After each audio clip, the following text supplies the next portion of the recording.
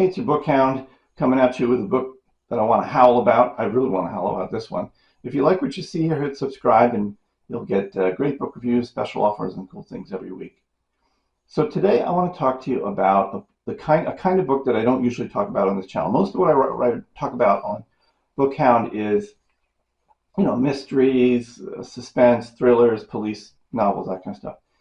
And so this is The Enchanters, which is the latest book by James Ellroy. So it's kind of a police book, but not really. So obviously, if you don't know who James Ellroy is, he is a very famous American author. Probably his most well-known book is L.A. Confidential, which was made into a big movie. But he's written many, many books that cover kind of the same territory. They're almost all set in like Los Angeles, in the 40s, 50s, and 60s, covering kind of the corrupt, filthy underworld of the glamorous Hollywood and political life. And so in some ways, this book, The Enchanters, which is set in 1962, is really just a continuation of that theme, and it picks up on a character who Ellroy has written about before, who's a private investigator named Fred Otash, who was a real person. There was a real private investigator named Fred Otash who was active in LA at this time, and he's allegedly the basis for the character of Jake Gittes, who played by Jack Nicholson in Chinatown. He's kind of a notoriously crooked former Los Angeles police officer who became a private investigator and ran a. This, I think, is fictional. This is the weird thing about an Ellroy book. He blends fiction and fact in a way that's a little confusing sometimes, and I don't have the time to research who Fred Otash really was. But Otash is basically an extortionist. He's an amoral anti-hero, but you're still kind of on his side. It's one of those weird sort of stories, and he's always looking for dirt on people. He has, he's almost like a psychopath. He just has no moral compass at all. But he's useful to people. He's good at what he does. And in the beginning of the book, Otash he's teamed up with the Hat Squad, which was another real life thing. LAPD detectives in the 50s and early 60s who wore fedora hats, and they were called the Hat Squad. So he's with the Hat Squad, and they're roughing up a suspect in a kidnapping. A Hollywood actress, kind of a B movie star, named Gwen Perloff, has been kidnapped, and the studio has asked William Parker, who was the chief of police, another true real life character fictionalized in this book, to find the woman so they can bring her back. So they rough up this suspect and they throw him off a cliff and kill him. That's the very beginning of the book. So, and for Otash, the whole thing bothers him. The kidnap feels like a fake. It's bugging him. He's a little troubled by killing this guy, but not much. He's more troubled by the fact that they can't figure out who this guy really was. His name is fake. Nothing really adds up. But before he can do anything else, the phone rings, and it's Peter Lawford, a famous actor of the 50s and 60s who was married to Patricia Kennedy, John F. Kennedy's sister. He was the president's brother-in-law at the time of this book. He was also friends with Marilyn Monroe, and he tells Otash that Marilyn Monroe is dead. So Otash calls Bill Parker, the chief of police, and says Marilyn Monroe is dead. And Bill Parker, instead of assigning it to a detective, he says to Otash, I want you to go to Marilyn Monroe's house and sweep up any forensic evidence you can find, because he's interested in blackmailing whoever killed Marilyn Monroe, if somebody killed Marilyn Monroe. And so you have kind of at the outset, you see everybody in this book is a completely disgusting, filthy crook. The chief of police is onto something. Otash is, of course, a piece of dirt, but you love him anyway, sort of. And you find out that the reason Otash is given this assignment is that Bill Parker knows that he's already been spying on Marilyn Monroe. James Hoffa, the president of the Teamsters Union, another famous character from the 50s and 60s, has hired Otash to plant bugs in Marilyn Monroe's house and Peter Lawford's house. He's looking for dirt on Marilyn Monroe. He wants evidence that she's having an affair with John F. Kennedy so he can blackmail John F. Kennedy into stopping Bobby Kennedy, the Attorney General, from investigating him.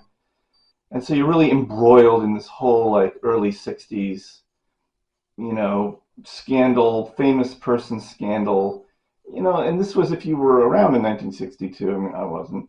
I was born 3 years later, but this would have been like kind of front page news. Marilyn Monroe, the most famous movie actress in the world, found dead. Jimmy Hoffa, head of the Teamsters Union, under investigation. John F. Kennedy, Jack Kennedy, Peter Lawford. These are all like names, on the headlines. And James Ellroy is presenting a fictionalized version of what he thinks happened. And what's interesting is that the book begins actually, I'm sorry, I misspoke. The book begins with in 1992. Fred Otash has just died, and there's an internal police memorandum written to Darryl Gates, who was the chief of police in Los Angeles in 1992. In this book, in 1962, he's a lieutenant in the LAPD, and the memo writing is saying, we went to the funeral, we talked to people, nobody at the funeral who knew Fred Otash is interested in talking about what really happened in the summer of 1962 with the LAPD. There's some big secret that they want kept covered up. Even though it's 30 years later, Darryl Gates is still worried that whatever they did, whatever crooked, illegal stuff they did as the LAPD in 1962, they want it kept hushed up. So that's the perspective of the book. And, as we go through the story, it's an Ellroy book. The plot is Byzantine. I mean, there's a lot of characters. There's all kinds of crazy stuff happening. They're tracking down all these kind of, very florid lowlifes who are making pornography and, sex extortion and blackmail. And, Otash is constantly, bugging people and tailing people and doing all kinds of dirty stuff. And like, I guess, whatever, if you're into it, Ellroy is kind of an acquired taste. If you like it, you like it. I mean, his writing style is distinctive. I mean, I've never read anybody else like it. For one thing, it's all in the patter of the early 60s. It's all like, hey, hep cat, I was gassing on the Gestalt. And, like it's very like hip to the 1962 lingo, which is kind of funny from today's perspective, but that's how people talk, sort of. His style, it's almost like verse. He writes a lot of fragmentary sentences, certain rhythmic way of styling. There's a momentum to the phrasing. It's very interesting if you like it. Some people can't stand it. It's an acquired taste. But if you've read other books like, The Cold 6000 or American Tabloid or any number of Ellroy books, you'll be into it. Sometimes I can't deal with it. Like I tried to read Perfidia, which was part of his World War II series in LA, and I just couldn't finish it. It was too grating on me. But that's how the book goes on. It's a long book. The book is also very voyeuristic. I mean, the first 100 pages of the book is really just kind of spying on Marilyn Monroe. And what's interesting is that Otash says, I don't like her. And I'm like, I don't like her either. She's, at least the way she's presented here. Like a lot of the real characters, real people depicted in this book, she's dead. She can't speak for herself. So he's invented a story about her. Maybe it's true, maybe it isn't. So, maybe she was taking pills every day. I don't know, like whatever. There's a lot of mystery about Marilyn Monroe. But, Otash unravels what's really happening, what really happened to Marilyn Monroe, at least in this story, and, what really happened with the Kennedy brothers and so forth. And it's, if you're into this kind of thing, it's a fun book. If you're not into this kind of thing, you're going to hate it. But it's another book in his work, and it's a window on another period. And I think the reason that, to me, I found it interesting, and I think why reason people might find this work interesting in general, is that the country changed an enormous amount between 1962 and 1992, more than in the 30 years after. From 1992 to today, the country has changed culturally less. 1962 was the last sort of gasp of that sort of old America, where there was, and one of Ellroy's main themes in his books is that it's not that life was simpler back then. Life was not simpler, but life was the surface of the way life looked was a little bit more covered up, polished.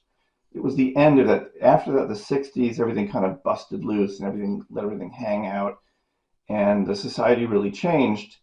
And I will say one other thing. I have a very, very slim connection to this story.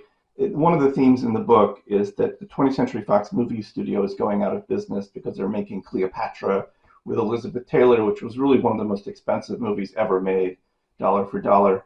And my old boss, I was working in television in 1992, and my old boss had been the president of ABC in 1962 and was around when all this was happening. He could have been like a walk-on character in the book. And he used to explain to me how the Century City office complex in Los Angeles is called Century City because it used to be owned, was the back lot of the 20th Century Fox movie studio, and they had to sell it to make money to pay off the $44 million they blew on Cleopatra. So anyway, I always felt a connection to that story, so it was interesting for me. And anyway, that's what it is. It's an interesting book if you like James Ellroy.